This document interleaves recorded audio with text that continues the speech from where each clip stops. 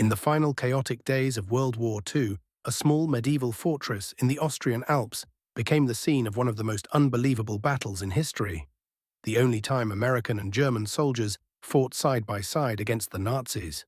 The Battle of Castle Itter was not just a strange footnote to the war, it was a symbol of humanity shining through the darkness of chaos and destruction.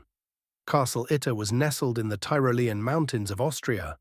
Before the war, it was an ordinary castle, but in 1943, the Nazis turned it into a special prison, a Sonderlager, for high-profile French captives.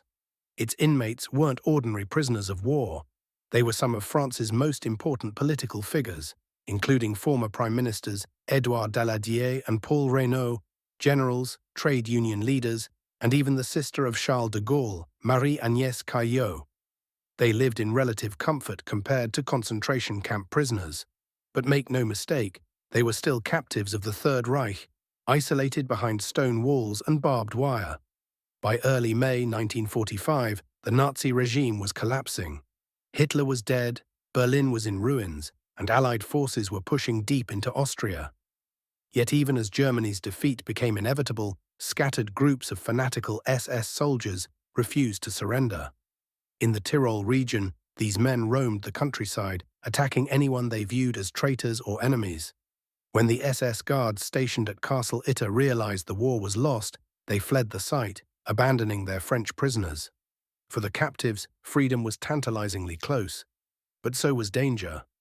Without guards, without weapons, and surrounded by hostile SS forces, they were sitting targets. Inside the castle, panic grew.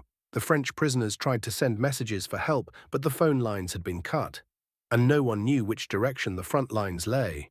That's when a brave Yugoslav handyman named Zvonimir Kukovic decided to act. He escaped on a bicycle, pedaling miles through enemy-controlled territory in search of Allied troops.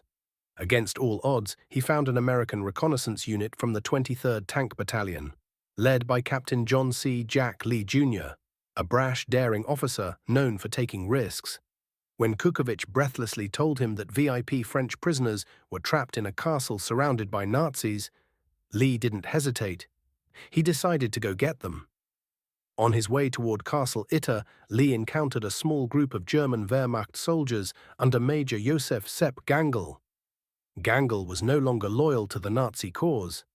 Disgusted by Hitler and desperate to protect local Austrian civilians from SS reprisals, he had defected and was working with the Austrian resistance. When he heard about the French prisoners' situation, Gangl agreed to join Lee.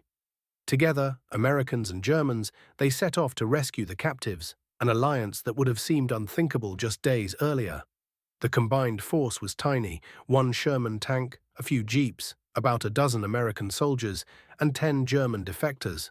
As they approached Castle Itter on May 5, 1945, the French prisoners inside couldn't believe what they were seeing: American and German troops working together.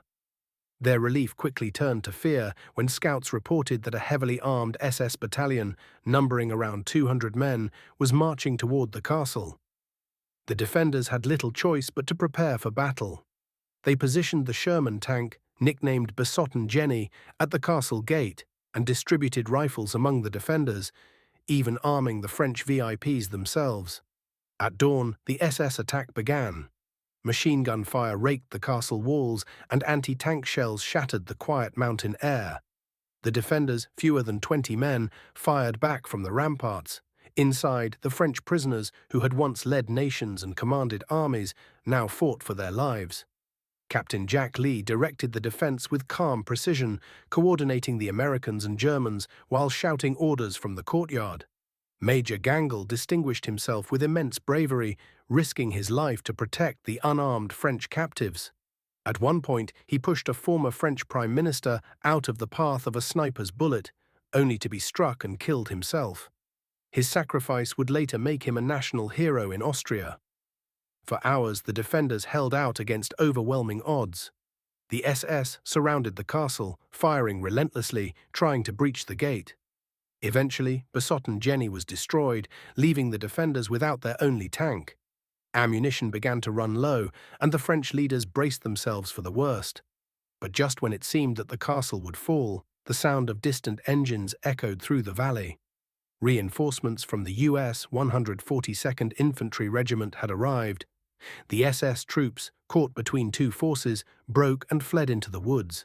The battle was over. When the smoke cleared, Castle Itter stood battered but unbroken. The French prisoners were free. The Americans and Germans who had fought together stood in stunned silence, realizing they had just taken part in one of the most extraordinary battles of the war. The cooperation between enemies that day was so rare it almost defied belief. Captain Jack Lee received the Distinguished Service Cross for his leadership, and Major Gangl was honored posthumously in Austria. His name still graces a street in the town of Würgl today. The Battle of Castle Itter was a small clash in the grand scale of World War II, but its meaning was profound. It took place just one day before Germany's official surrender, a symbolic finale to a war defined by hatred and division. For a brief moment, enemies united to defend freedom, decency, and human dignity. The castle itself still stands in the Austrian Alps, a quiet stone monument to that incredible day when courage and compassion transcended allegiance. In the end, the Battle of Castle Itter remains a reminder that even in humanity's darkest moments, light can still break through, and sometimes the unlikeliest allies can stand together against evil.